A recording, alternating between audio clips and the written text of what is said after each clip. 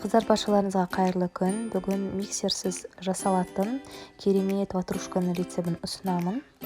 Бұл ең үздік рецепт, өте керемет болып шығады. Пирог ретінде жасасаңыздар тіпті керемет. Міндетті түрде жасап көріңіздер. Астына қажетті ингредиенттерді жазып кетемін. Міне іші осылайынан сүзбелі болып керемет болып шығады. Алдыменен айранымызды ыдысқа құйып алып, үстіне содамызды қосып, 1 минуттай қойып қоямыз. Сода менен айран біраз реакция түсу керек болады.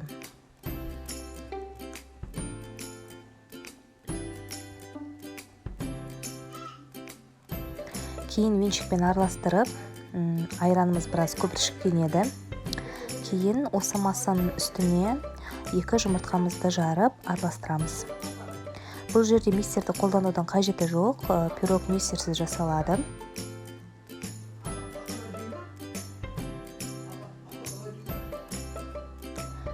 Жұмыртқамызды жарып, жақсылап тұрып араластырамыз. Кейін осы массамыздың үстіне қантымызды қосамыз.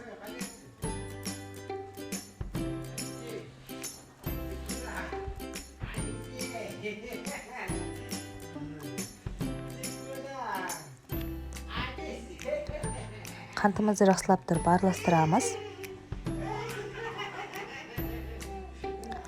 Кейін осы массамыздың үстіне өсімдік мая, яғни сұйық майымызды құямыз.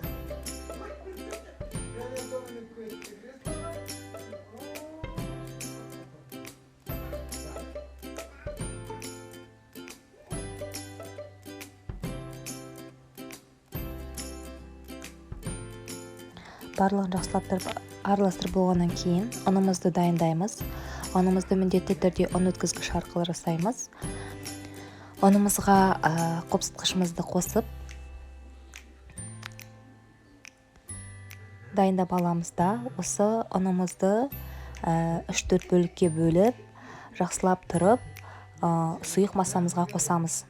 Міндетті түрде 3-4 бөлікке қосып отырыңыздар. Неге? Себебі ұнның сапасы әртүрлі болады. Сол себепті 300 грамм, тіпті кейде 280 жетуі мүмкін, немесе 310 грамм қажет болуы мүмкін. Сол себепті осылайынан ақырын араластыра отырып жасаған дұрыс болады. Себебі миксерсіз жасап жатырмыз. Ақырын осылайынан бөліп жасасаңыздар, массамыз қою болып шығуы тиіс. Себебі іште айран бар, көп мөлшерде ұн бар, сол себепті ол кішкене қоюлау болады. Осылайынан қою массамыз болып шығады. Міне дәл осындай болып шығады. Енді сүзбемізді дайындап аламыз бөлек ыдысқа. Сүзбенің үстіне 1 жұмыртқамызды жарамыз. Жалпы сүзбенің майлылығы маңызды емес, мен үйдің сүзбесін қолдандым. 1 жұмыртқамызды жарамыз, және де қантымызды қосамыз. Мен 2 ас қасық қант, 1 ас қасық қант ұнтағын, яғни сахарный пудраны қостым. Бірақ ол маңызды емес, 3 қасық қант қоссаңыздар да болады. Ол енді дәміне қарай 2 қасықты жетуі мүмкін, немесе 3 қасықты жетуі мүмкін. Сіздердің өздеріңізге қалай ұнайды. Кейбіреулер қатты тәтті ұнатады, кейбіреулер қатты тәтті ұнатпайды. Сол себепті бұл жерде енді өздеріңіздің дәмдеріңізге қарай қосасыздар. Мен 2 ас қасық қант, 1 ас қасық қант ұнтағын қостым. Осылайынан езесіздер. Көбі сұрап жатады, блендермен болады ма деп. Болады, бірақ мен блендерсіз осылай қасықпенен ездім, өте жақсы болып шықты.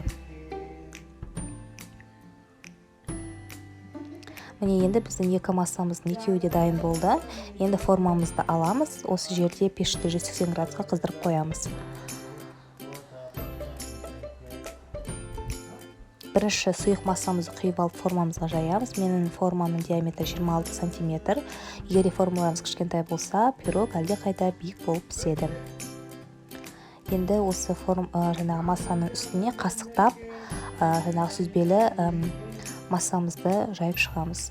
Тіпті барлығын бір-бірдей қылдырып жаюға да болады, бірақ маған осылайынан дөңгелек етіп жайған ұнады, өте жақсы болып шықты. Бұл жерде қыздар барлығы фантазияларыңызға байланысты.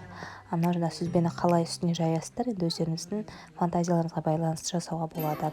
Енді осыны жалпы менің пешімде 45 минут пісті. қызартып тұрып пісіресіздер, міндетті түрде ағаш таяқшамен тексеріп аласыздар. Міне осындай болып пісті. Енді менің формам 26 см болғандықтан ол жаңағы биіктігі жағынан сәл төмен. Егер де формаларыңыз 20, 22, 24 см болса, тіптен биік болып піседі. Қазір мен разрезде көрсетемін. Мен ыстық қалпында кестім. Біраз суытып кессеңіздер өте жақсы.